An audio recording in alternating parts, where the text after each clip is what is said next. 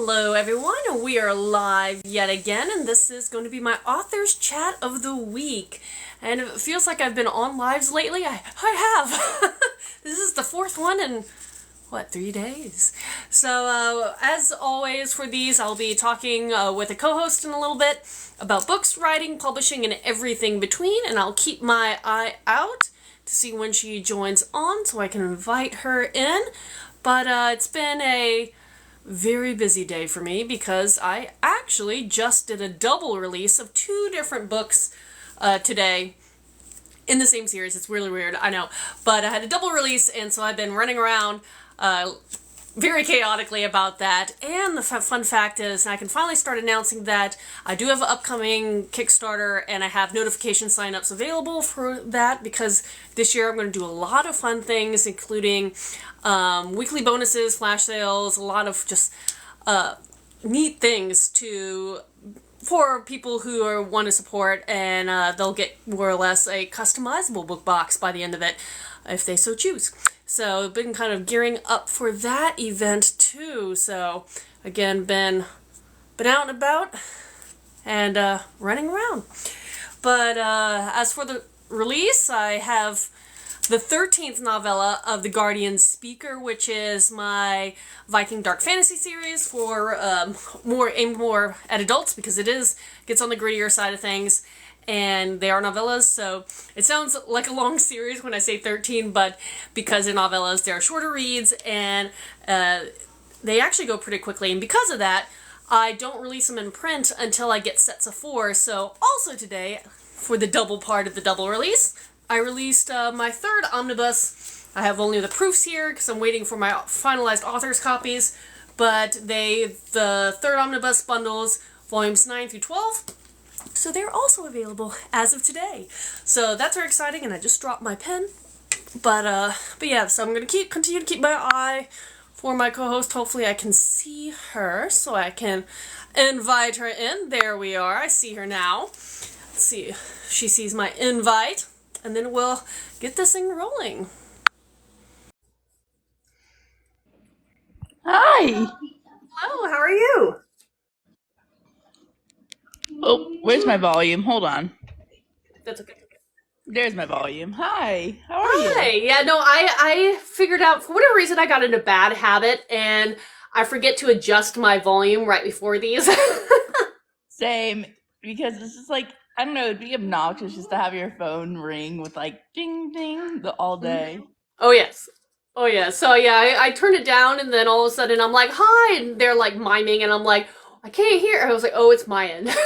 It's me. It's my fault. Me, I'm the problem. I'm always a problem, it feels like. But thank you for coming out this evening and to hang out for a little bit and talk books. And I don't know if you've ever watched any of my little live chats, but they're pretty conversational. We just talk about what we like to write, our books, and stuff like that. So I always let my co-host of the evening, you being the one today, I'll let you introduce yourself and what you write, and we'll go from there. Hi, I'm Emily. I write fantasy. I've written 1 book. It's the first in a series. I'm working on the 2nd one right now. And it's epic high fantasy, political intrigue. There's a romantic subplot. I guess one would be similar style to it, but much more adult, less YA, would be Cruel Prince. Oh, yeah. Fun.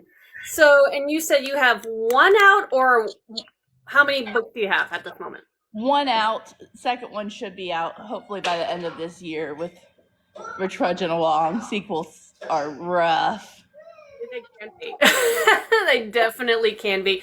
But it's fun because you get to work with, I guess, depending on how you write your sequel, you get to work with some of the characters that you started off with and get deeper into maybe their life story or background and see where they lead. But how are you liking the writing process overall? Because one, achieving a publication is always something to be extremely proud of, and so I feel like you're well on your way, so that's great. I mean, it's going well. I wrote my first book while studying for the bar, so there's just a level of crazy I have that I'm just like trying to push just out. I can only imagine. I can only imagine. So, with that, I mean, that's a lot. Studying for the bar, that can take a lot of time and energy anyways. So, when did you come up with your concept of your first book, and how long did it take you before you released it? For me, it was almost 10 years, but college was 4 of those years for me way back in the days. I understand. I had the concept. I mean, probably like since like undergrad, and then was working on it, and it was almost done. And I was like, you know what? I'm gonna finish this and take the bar all at once. That is fantastic. I see a comment actually chiming in saying congratulations on your publication, because it is such an achievement to finally put something out in the world that you can hold and feel and people are can enjoy. And it's also kind of a scary process at times because I don't know, but you wonder what people will think about it, and it's something that is very personal to you in some ways and you love. So how are you? Are you an author that looks at reviews? Do you care? I will look at reviews, but I'll like have a friend pre-screen it, and I'm just like, tell me the ones that won't hurt. It's hard. It's hard because you'll always everyone's gonna get a review that is maybe not the kindest for whatever reason. And it could be someone had a bad day, someone discovered your book thinking it was a totally different genre. I've had all these happen to me. Someone dinged me because it was the first book of my series was a book in a series, not standalone. Weird things.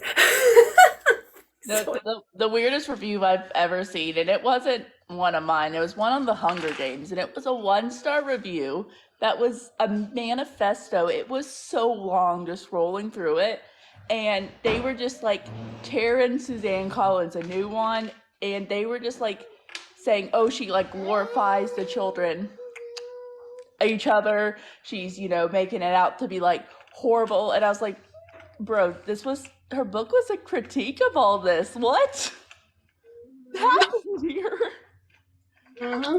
Now, I will say, I do think The Hunger Games was a book that did change the dynamic for a lot of YA, where YA kind of started getting a little darker after that, which was not necessarily a common thing before that particular book. At least that was my take on that scenario. And so a lot of people were like, how do I feel about that? And some people don't even like that. They want, the nicer fantasy, the I guess more token-esque, where yes, you may have a character unalive, but overall you get those positive feels even throughout all this struggle. But so what about your fantasy? Let's go back. So what makes it fantasy? Like, what fantastical aspects are in your book? So there's a lot of magic. It's a magical land. There's magic there. There's mages. There's fun, fantastical creatures, but there's some with a twist, like unicorns. They're so pretty, so sweet, so innocent, except not, because they're pretty, and they use that beauty to lure you into you. Hey, I have I love mythology, and I do have some books on unicorn lore, and based on the unicorn from different areas around the world, or the unicorn type entity, some of them are very aggressive, and we're known to gore people. Is it Germany? Whenever I'm like reading, like I was like, this seems rather violent, and then I was like, oh, it's from Germany. Yep, yep. Well, like, I mean, and I guess throughout history, what our level of tolerance changes, because Grimm's fairy tales were for children, and you read the original Grimm stories, and you're like, oh my. Well, that went dark, because we're so used to, at least I know a couple generations are kind of used to the, I quote unquote, Disneyfication of fairy tales, where everything's nice and happy and sweet, and that whole happily ever after thing, which is not actually the origin story for many of these. No, the origin story for a lot of fairy tales is just like, hey, children, don't do this or you'll be hurt like they were. They were warnings, don't, and same thing for a lot of mythos. It's like, don't play too close to the river or stream, because you might get hurt drown in the water by some fantastical creature. Really meaning you would do it because, it's the water, it has currents, things like that. But they would have to like explain it in this boogeyman scenario. And I see another comment popping up. Any fantasy court scenes considering your dual activities while finishing it up? See, I'm trying to. Sorry, I have to process that one. Any fantasy court scenes, you would have to explain exactly what you're questioning. I'm a little confused on that one. Me too. I think it's just the way it's worded. And it also could be today because it's the end of the day, and you could explain it and be like, "Oh, sorry." Yeah, it could make perfect sense to everyone else except the two people on the screen. Hey, I have days like that, and it's rather embarrassing sometimes, but that's okay. We're all human here, or at least I think we're all human. Maybe someone's a fae out there. I don't know, but yeah. So okay, so for me, when I write books, up until the side project that I will release probably down the line next year or something, but up until recently, I've always done one point of view kind of storyline following one character through their adventures. So when you chose to write your book, do you have one point of view? Do you follow a whole large cast or just a couple? Or how did you choose to write and tell your story? For the first one, I'm doing it one point of view, third person, and then I'm switching to technically three because there's like one chapter at the end that's a third character, but like dual point of view between the male main character and the female main character for the second one. So it just follows buddy, did you turn on the TV? No matter what you call it, choose life. Evenings are family time, and I understand that things can get crazy. But I did see now. Okay, now I get it. When you said court, and we're talking fantasy, I'm thinking like a royal court. Okay, so the clarification was when studying for the bar, just wondering if you had any judicial moments you incorporated in the book because you were inspired by what you were studying. Not any like court scenes, but I did make a few hearsay jokes that are like very clever, I think, but also very insufferable. Yes. And just the rage of it. My main female character, I think she about 50 people. Impressive. And I was like,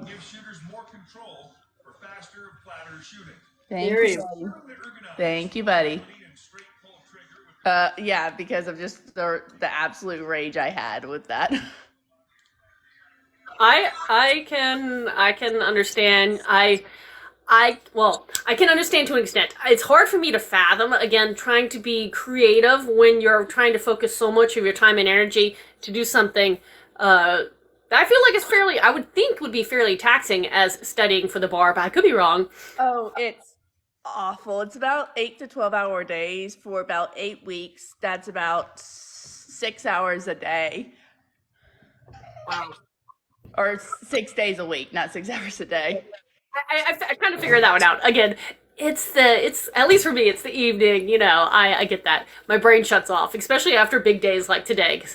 But yeah, I see a comment saying, insufferable should be my middle name. My interest is definitely peaked. But great. I'll find the quote. We'll take a trip upstairs away from the toddler and we can find the quote in the book. I love that. And maybe we could see your book cover to show and display, because that's always fun to see people's covers. And I was on a young adult panel on yesterday, because today's only Tuesday. This has been a long week already. The Romantasy Reads was hosting a young adult panel, and it was really funny because all the authors were so prepared, and they're like, here's my book cover, here's my book cover. I'm so used to doing my Vanna White poster that I realized I needed something a little closer because we were all little small heads, and so I had to like run off screen, find my covers, come back in, and just like, man, I thought I was prepared, but not so much. Not enough. Here we go. Ooh, bookshelves. Yes, look at that. Oh, that's pretty. They're printed on the pages. That's okay. I might have to talk to you behind the scenes to figure out how you did that. That is cool. How I did that, I paid someone to do it for me because I don't know either. Well, But I then can definitely send you the service. that's cool because, yeah, no, I think things like that level up a book. Just even little things, even if it's, especially if it's a limited run, which I've never done anything like that before. But just having those little details is fun. And I know for me, when I do page breaks, I try to get some kind of special emblem. You won't see it because it's so small, in my books that relate to the story or the theme.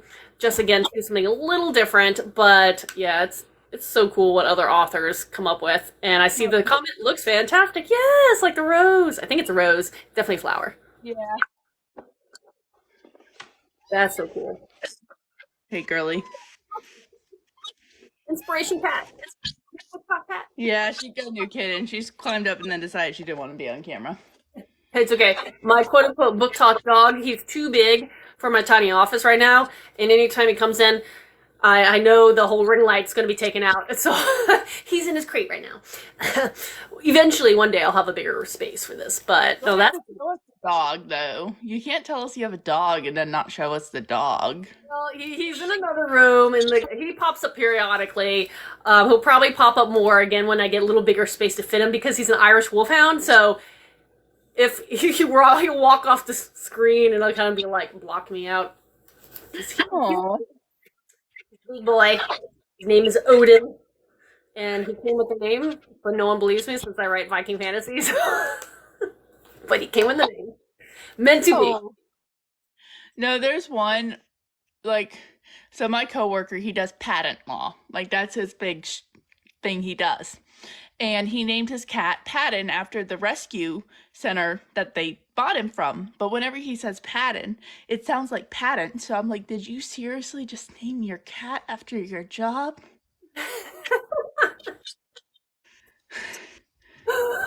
Oh, that'd be fun. I don't know if I'm thinking like as an author, what kind of literary name could I come up with? I bet there would be some fun ones. Like if you, here's one. Here's one. You have like a black and white either cat or dog, and you call him like Inkwell, and because he's the ink. Baby, look. Oh. Yes. Hello. No, buddy. No, go downstairs. Go downstairs. I love it. Go downstairs, buddy. Go downstairs. We don't want you on camera to the masses. Go downstairs. But yeah, so okay.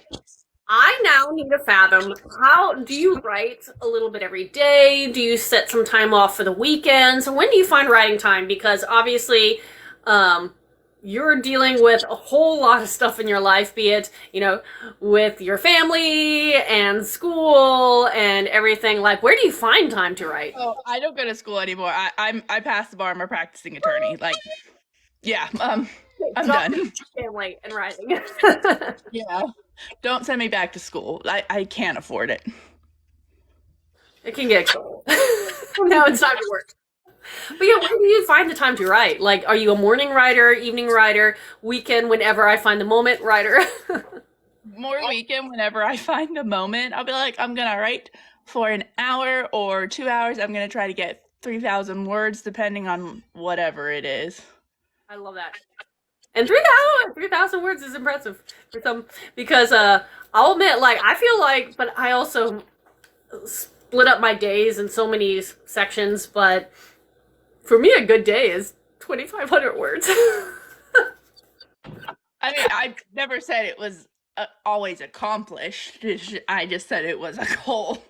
I love that. I love that. Hey, it's good to have goals because they motivate you and they try to keep you on track. Try. I find that, like, once I'm 75% done with my rough draft, if I go ahead and click submit on my official date, now I'm, like, locked in. I have to do it or else Amazon's going to penalize me. So it makes me actually go. Hey, that's smart. And it's a strategy that I know some people definitely utilize. Kind of the opposite, where I wait until it's said and done, but because of that, I'm also very bad about the fact that I almost never do pre-orders, because as soon as it's done, I want it out in the world. I'm just like, go and be free. Enjoy being read by the masses. Maybe they'll discover you. Who knows? I need to work better. I think that is one of my weaknesses. I need to build or figure out a better release strategy. And those are things I'm constantly trying to adapt and work and get a little bit better. Oh, it's so kitty. It's so cute. And but yeah, so I think that's pretty. Yes, this cat. I'm getting excited. He's so pretty. See, now you need some pictures and some photos with your kitty posing with your book covers. And talking about your book covers, where did you come up with the cover? How did you find your cover designer? How did that process work for you? One of my other author friends, she recommended, and it's a Siamese actually, but her name's Zoya from Shadow and Bone. Literary name of some sort. And Zoya is a fantastic name. Ooh. Yeah, so what is it? What was the question before the cat distracted us all? How did you kind of come up and deal with your cover design process? Because everybody kind of figures it out different ways and connects with their designer or does it themselves. So that's what I was kind of curious. I got recommended a designer from a friend, and this is actually one of the pre-made covers she did with like alterations. Very nice. Which works really well. Sorry, what? Which worked really well. Like, I saw the cover, I was like, oh, this actually works really well. Mm-hmm. And I think that's the thing is, people shouldn't judge pre-made covers. And if anybody who's joining on doesn't know what that is, certain cover designers will do ready-mades or pre-mades, and the idea is, one, to show their skill set and kind of the vibes they do, but also if someone kind of like you, Emily, stumbles upon one and be like, that is actually perfect, then you can get it. More often than not, they'll tweak them for you, and if it's in their capability, they'll be able to kind of then replicate that if you're trying to do a series. And so that's pretty cool. And I've not done ready-mades, but I've seen some gorgeous ones where I'm like, I love this cover. I want it to be a poster. Me too. And also Remy, I have 3 cats. She has lots of friends. Very nice. One just like... Are you okay? Yeah, you got my face. She was just like, you better say I'm the favorite. She just filled out. Yeah, there's other cats around here. They're just like not on camera because they are a little bit shyer. Hey, it's okay being shy. It's okay being shy, especially if you're a cat. You're living a good life. One, it's not surprising because she's a rescue, so she went through a lot. And I used to foster cats and dogs for a number of years, and so I understand, and I'm all that. It's always nice to see when animals get their forever home. With that, actually, here's a question. I haven't asked this forever. So I love animals. I've always grown up with animals. I've always had pets where I fostered, or even was a wildlife rehabilitator for a time. So I had some wildlife always in my house. But with that said, I realized when I wrote my first books, or at least was finishing up my first book, I paused and I thought it was really strange that none of my characters had a pet. So then, one of my last rewrites, I incorporated an animal in there so one of them could have a quote-unquote pet. Because I was like, I've always had one. I know a lot of people have one. Why didn't I just make my characters have one? So do any of your characters have a pet? I'm just curious. No, I don't have a pet. Didn't really work well with some of their activities, bringing the kitten along. That's fine. I was just curious because, you have like things like Game of Thrones where they have dire wolves or something like that. It doesn't have to be like the kitten puppy. Some people are falconers. They have horses, I guess. Hey, there you go. Okay. But I was just curious. I just thought it was very interesting that as someone who loves having animals around all the time, I wrote a series. And yes, part of it is because what do you do with them when you're moving your characters around in a kingdom that may be under unrest or... Crap, or Belle, that would be literally most well-protected pet or the most neglected pet, and I'm not sure which one it would be. That's so much fun. And Oh, you're from the South, Coastal Wizard? Me too. yep. Well, hey, so am I. Welcome to the South. Which states? I'm Georgia. Right. North, I'm Georgia. North So- Carolina. Nice. So we're the East Coast representing here. Now, if you're closer to me, I don't know. Maybe it's probably too far away. But if you ever are interested, there is Dragon Con, a big convention in Atlanta, and it draws a lot of authors and bookish people. Always throwing it out there when people are kind of closer to the region that it may make sense. But it's something I have liked. Atlanta's like 3.5 hours away from me. I'm Appalachia, North Carolina. Wow. I like it. Tap, tap. Oh, thank you. Thank you for all the hearts. We love likes. We like being liked. But actually, so now that you have your first book and you're working your way through your second one, do you have any plans going forward to do a book signing live? Have you done one? Are you holding back for a little bit, or is that something that you're like, not really interested to do a face-to-face book signing? I probably do it when I have more books instead of just like my small little one. I'd be like, look, there's 3. I totally get that. Because it does. It takes time and energy to set one up. And when you have one, literally, it's one. And it does, you do see more benefits, especially when you have a series or a lot more options that people can buy more than one. Wahaha. But I was just curious because I know when I started off with my first one, I wanted to do a signing to say I've done one. And then I kind of paused for a little bit and then did one periodically. And now it's kind of sad because I finally have, I feel like, a few options and I haven't done one forever. I mean, I guess I technically did a quasi signing. So at my job, we had an attorney retreat, and my boss, like, it was a weekend my book published because that was the date it was dropping, like, whatever.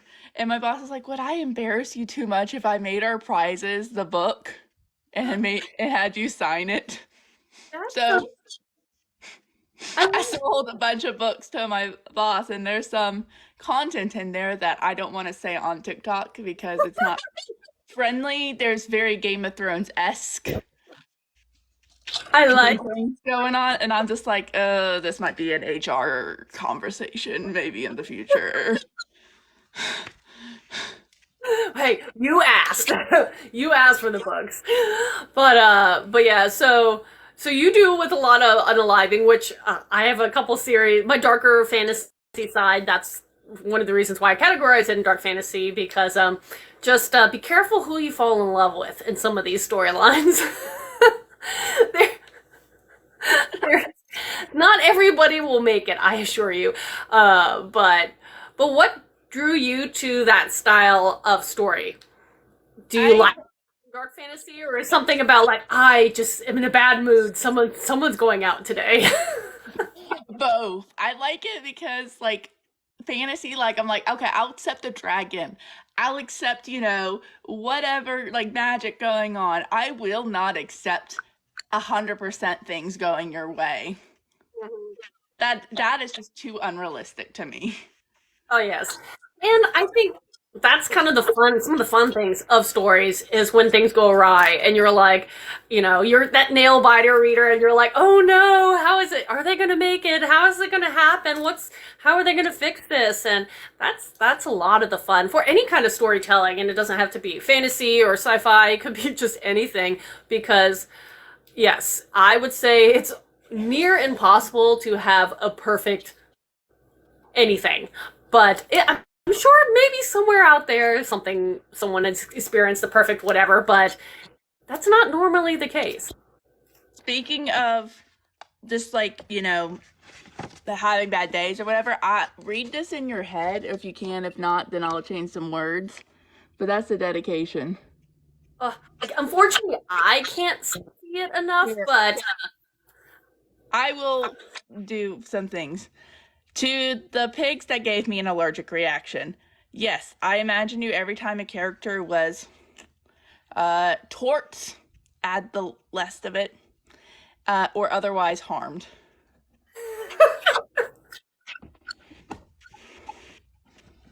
Touche.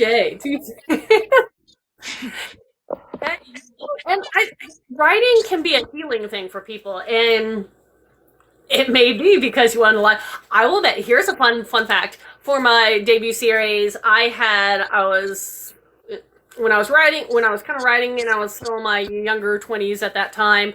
I had a couple roommates, and one of them had this horrible breakup. It Oh was the guy no. was good, and so in my mind, I was like, you know what? I'm going to write him as a character. Obviously, change the name and stuff, but just the idea of him, wrote him in as a character, and a character specifically that was not supposed to make it to the end. Oh, I love that. I love that. See, it's healthy. No one's getting hurt.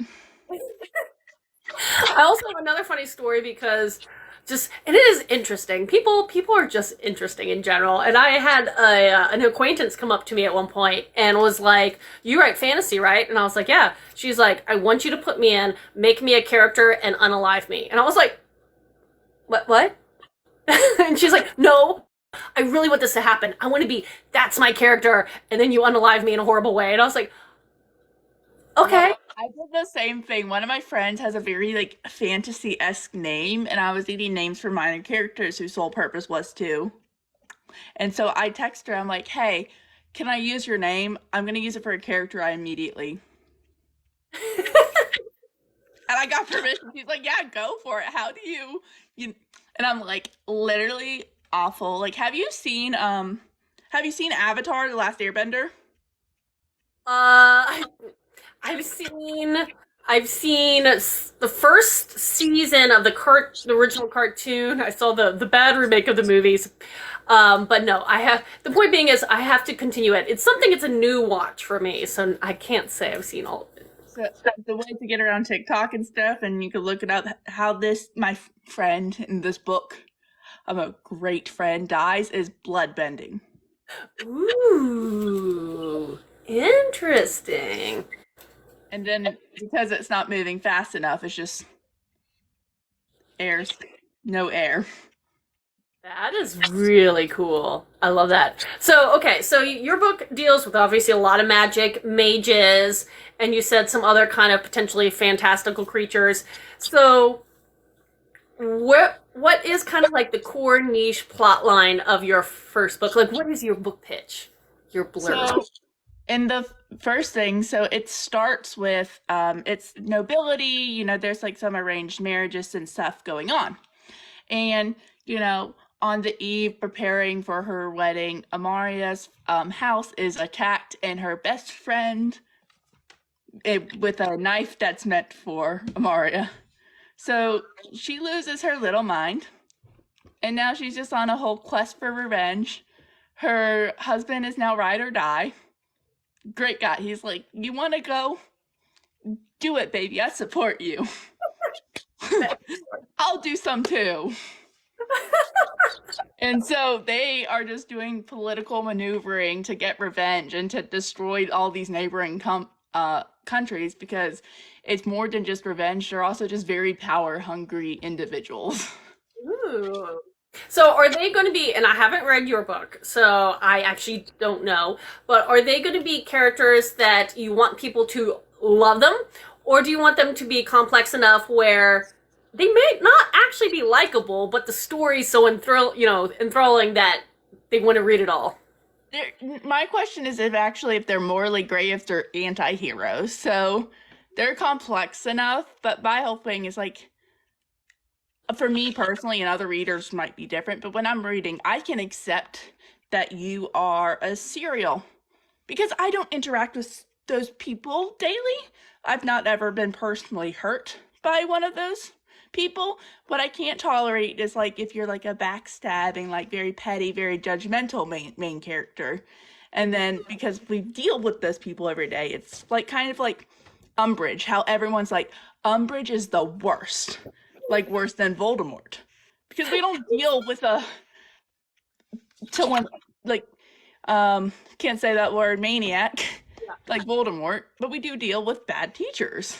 Yep. So I keep their traits to be like, yeah, you might not like them, and you should objectively see they're not the best people and not try to be like them. But their bad traits are not something you're going to hopefully interact with often in your day-to-day life. And reading for many people is a way to escape your current reality and to experience other people's lives, situations that are foreign to yours. So having characters that do things that maybe you maybe or definitely things that you would not do, that's kind of the one of the fun things of just enjoying a good book or enjoying a fascinating storyline. But yeah, so for your second book, does it, you said now we're going to start seeing two points of view. Is it still your original main character and maybe her partner or someone? Yeah. Or is it, okay, because some people switch things around and all of a sudden have a totally different main character for a second book, depending on how you tell the story. So I was just curious. So that's cool. So is it challenging now that you have to do two points of view? Because it's like keeping the cohesive, like overall, like tone and voice of like the author, but then also having those two individuals' voices, and I'm just like, and they're different enough, but they're similar enough that I'm just like, oh, making you guys sound different, not the same character. This is harder than I thought. Yeah, it is. It's a skill that isn't natural for many people because we think a certain way, we maybe talk a certain way, and so, it's easy to write a character that has maybe even some attributes of yourself, but then trying to create an alternative character that is, again, distinctly unique from your first or whatever, is a challenge. And I found that out recently because the most recent book that I finished its first draft is a standalone, and I was challenging myself to write 3 points of view and wanting them to all sound unique and real and make sense. It was tough. It's tough, and I think I liked that challenge more than changing from first person to third and vice versa. Like, I'm a third person writer. That makes sense to me. First person's hard. So are you first or third, or how do you? Third all the way. Like, I enjoy reading some first person things. Like, as a reader, I enjoy it. There's nothing wrong with it. But as I find it really, really hard to write in first person. One, because I find that first person doesn't lend well to the type of characters I do. Because I do, like, honestly, like, as conceited as it sounds, I do morally gray characters very well because I'm able to be objective and tell a story. And at the drop of the hat, if you asked me to be a prosecutor, I could do that against these characters. I could also, at the drop of the hat, be their defense attorney. And that's very, and it's much easier to do in third person because there is a level of backup objectivity. But if it's just like I am like, I can't. I don't want to. And my thing with morally gray characters, and I've seen this a lot with other books, is that authors don't do a great job of actually showing they're morally gray, so it seems almost like they're endorsing bad behavior. And I think if you're putting media out there, you do have almost a duty to be conscious of what type of message you're sending. Fair. And I mean, the character can think they're doing no wrong. That is perfectly fine, but at least somehow relate to the reader that just because they think they're doing a good thing, it doesn't necessarily mean they're doing a good thing. You can show that through like how other characters are acting, because they can be like, "Yay, I did A," and everyone's like, "What? Why would you do that?" That's absolutely true. But yeah, no, and I love a good villain, and I love a good villain. I love a well done villain. I love a morally gray, character. I do like the anti-heroes, but I also like the charming, nice guy people too. It just depends on the story, the character, and again, there's a lot to it. But I definitely have a few, especially with some of my short stories, where my mains of those short stories are not great people.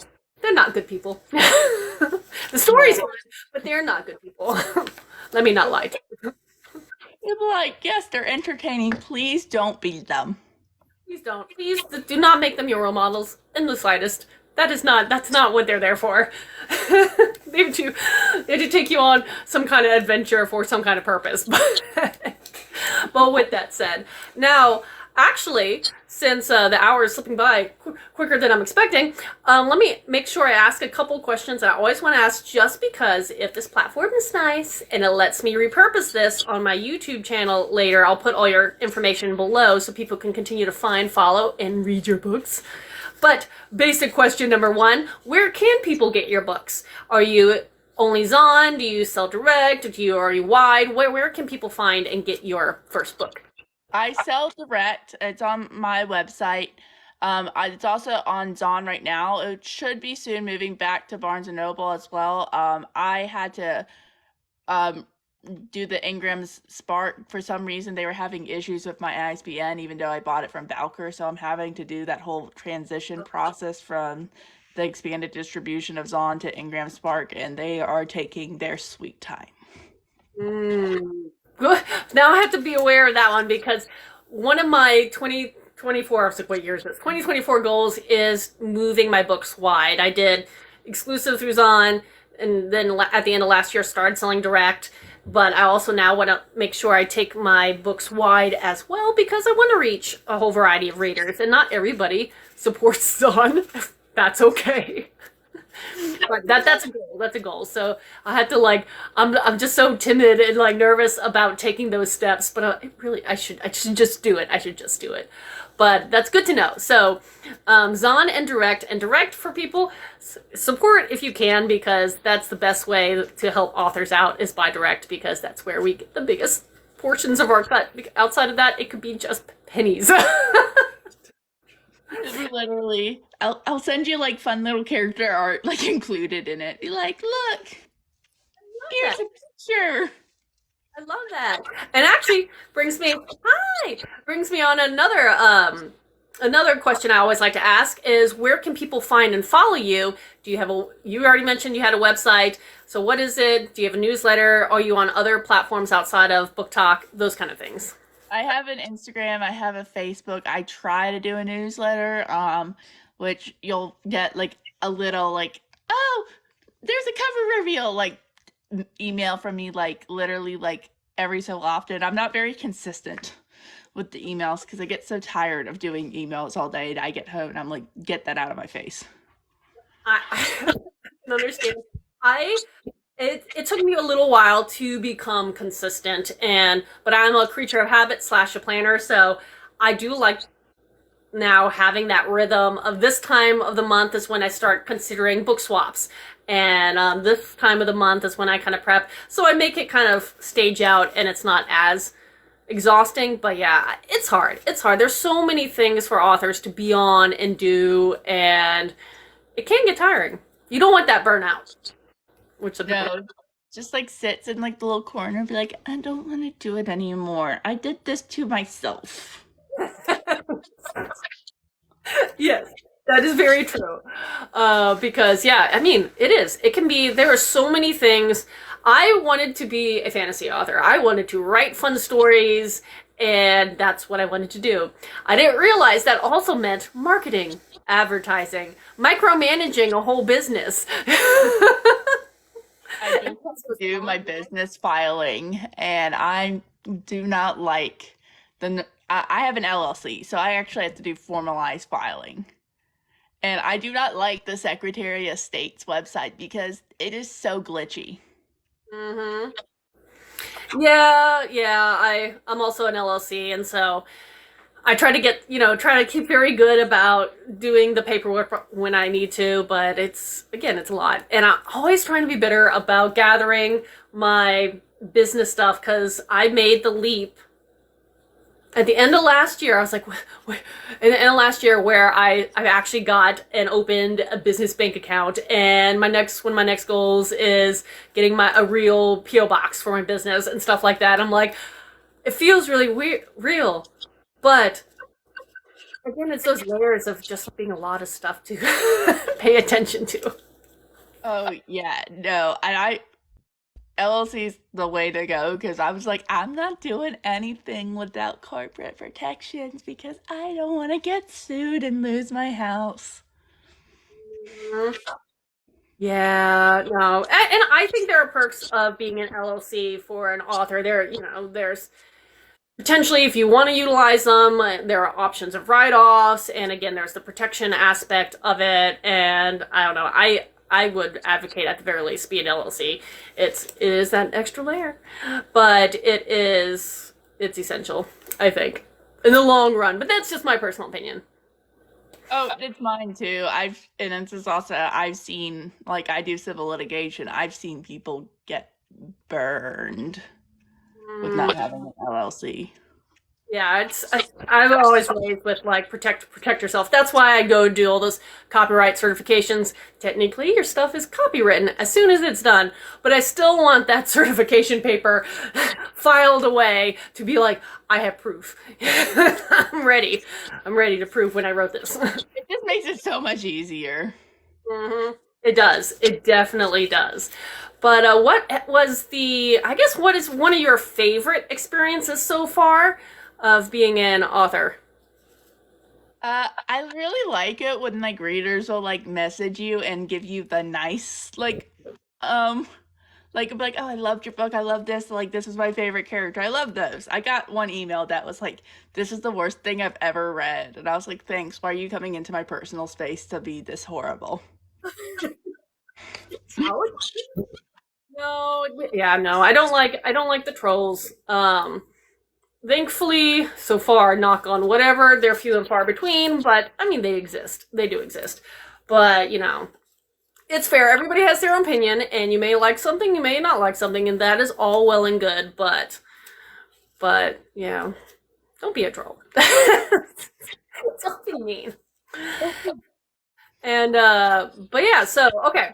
So one other question I always like to ask as well to make sure I do ask it, and this goes for everybody else, and I see a question popping up just 1 second.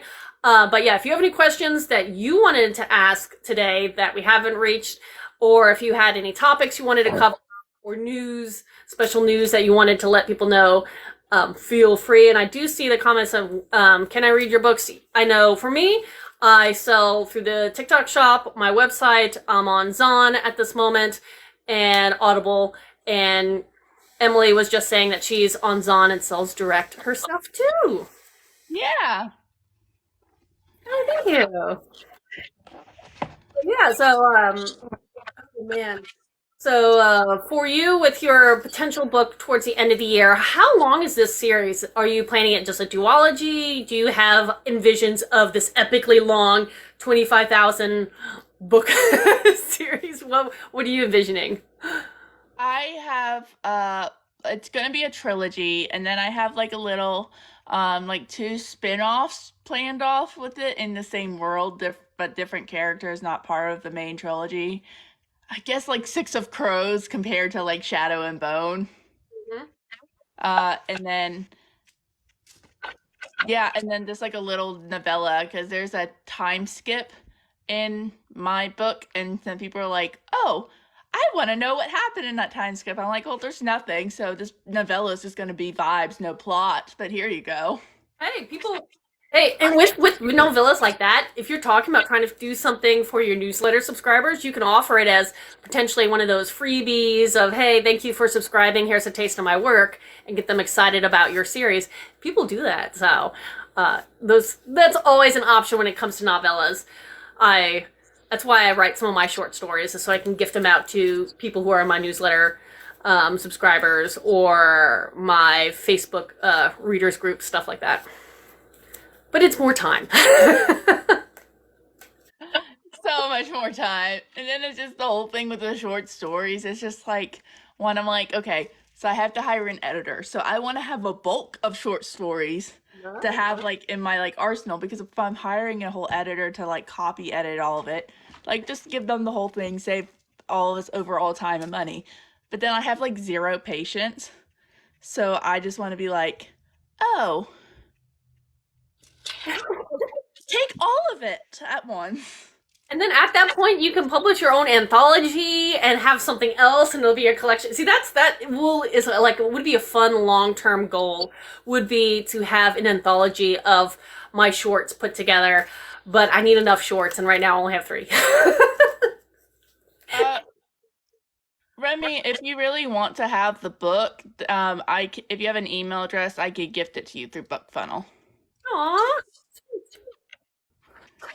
Just, let me know your email address in DMs. Yeah, and if you get the chance, leave a review, please. That's always what authors like. It's hard to. Reviews are pulling teeth. I feel like it's hard to get reviews, but we appreciate everyone. Even fortunately and unfortunately, even the ones that are kind of not the greatest reviews. The thing about those are, people like numbers games. Sometimes they like to look at the big picture, and when it comes to negative reviews, I have a whole spiel on things. We don't have to get into that, but my idea is one-offs are one-offs. Someone may not like your book. Okay, fine. But if you see like a trend, maybe note that trend, because it may be something you need to be aware of. Like maybe if character's too flat, or there was a plot hole where as an indie author, we can go back and fix it. There's some though, I feel it's like, I noticed this with one of mine in my like slow venture into reviews, and I noticed like, and I'm going to say probably about 70% of people are like, I love the characters. I could connect with them. They are fantastic. And then 30% were like, I could not connect with these characters. And I'm like, that's fair, actually, because we're not going to connect with everybody. That's true. Not every person's going to like every book. Not everybody's going to like the same characters. And I mean, the nice thing about reading in general, somewhere out there's a book for you. Maybe it's not mine, but there's a book out there for you. And I took it as a compliment because, I mean, there's not a single real human being alive who has everyone 100% like them. Mm-hmm. That's and true. I'm like, oh, they're realistic. Yep. What? You're telling me that there's someone out there in the world that dislikes me? It's hard. Oh man, no, I get that. But no, it's fun. I love writing series, and so I wish you the best adventure as you go forward and explore, your fantastical worlds with your characters going forward, and I think that's just fun. Now, on the note that my brain always works 1,000 times a minute, it feels like, and I'm always coming up with stories and characters and anything. Do you have other ideas of different series potentially in the future, or are you just focusing on this one to get it done and see what happens after that? I tend to like laser focus tunnel vision, so pretty much this one. Like there's like some floating ideas I've jotted down, but I can't tell you because they're floating ideas. And I just put them on like a page, like in my Google Drive. I'm like, we'll see if I'll remember what I thought about later with these notes. Hey, I love that. I do like being able to keep ideas, and I do have like various rolling ideas of stories that probably could go on for pages, and hopefully maybe one day I will get to all of them. Maybe. Probably not though. Probably not, because I'm that person who I'll write one book and it becomes an epically long series. You make the what is it? The Wheel of Time? My Viking series is going to have 16, so yeah, the Wheel of Time, but they're novellas. A little different. Jordan and Brandon Sanderson, they wrote meteor books. I get it, versus my 16 novellas. So I can't really truly compare that series to the Wheel of Time, but for numbers, 16. Brandon Sanderson absolutely shakes me with his publishing schedule because he's releasing like 3 of these chonkers a year. Yeah. But here's the thing, and this is my theory. I've not won. Let me be very honest. I've not read a Brandon Sanderson book yet. I have been told that Mistborn might be a fun one, so I don't know. I know I will eventually get to one of his books, but with that said, when you get to a certain stage, and this even happens for some indie authors that I've met, and writing becomes your full-time job. You have a whole team to help you with your marketing and your editing and distribution, that you can dedicate a lot more time than the average Joe to just writing. And that's about it. That is So, very true. That's still impressive no matter what. Like writing 3 of those chonkers a year, I will never not be impressed by that. oh yeah, no, definitely be impressed. But also, I just like saying things like that because, I never want someone to like look at someone else and be like, I can never do that. I wish I could. And make yourself feel guilty, because you shouldn't be guilty. We're all right at different stages. I am a very slow reader, so I look at other people who can read a book in a couple days. I'm like, I'm so jealous. It depends on the book. Like for me, like middle grade, I can fly through. It's easy, it's simple. Like you don't have to think too hard. But some adult fantasy, I'm like, hold on, we got to stop. What's the world building? Oh yeah, yeah. There's definitely certain books that are on the dense side of things, and you really have to focus. And it takes more brain power. Wheel of Time was one of that for me. When I read one of those books, I have to pause. I have that one on my physical TBR list. I will eventually get there. But yeah, sometimes they do. The way they're written, the dense level, the world building, it's a slower read, and it's sometimes nice to palate cleanse and then read something that's a quicker read for whatever reason. But yeah, so how did you like that book? Question mark, because I hear people love it or hate it, and I really like it. It's more in line with like traditional fantasy. So if you want like romantasy, you are not going to like it. Because I know a lot of people are like romantasy or bust. And so if you're a romantasy or bust person, you are not going to like this, because it is very much in line with like more Tolkien-esque high fantasy. I don't like that one just because I I appreciate romance. I've enjoyed the few that I've read. I have. It's not something that just calls to me. It's not what I like to write. It's not necessarily what I go for. And so I do like some of the more classic style, or the darker, again, the grimdark, the dark fantasy style of stuff, because that's the stuff I love. And dragons. I see the thing about dragons. It's not as intimidating though, because like look at the margins. Like this thing, you could drive a bus through the margins. So it's actually like much a shorter read than what it looks. Like it's still a lengthy read, but it's not like as chonky as you think.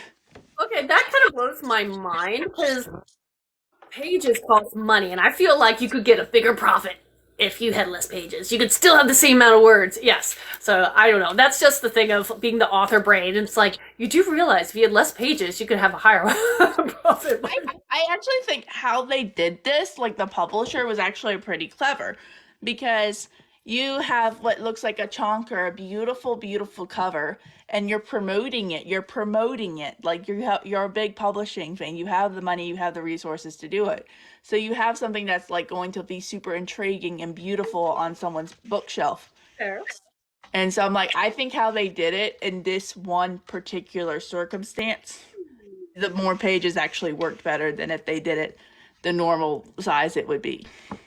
Fair enough. That is a true thing. Especially, like, I have seen a lot of people do the special editions, and maybe they do make them look a little bigger, especially if you're one of those series that have maybe that running image on the spines, if you put them all together, which are really cool. And this one actually kind of is, because it's the tail. I noticed it when I was just staring at it. But, like, the tail. Ah. That is kind of cool. Interesting.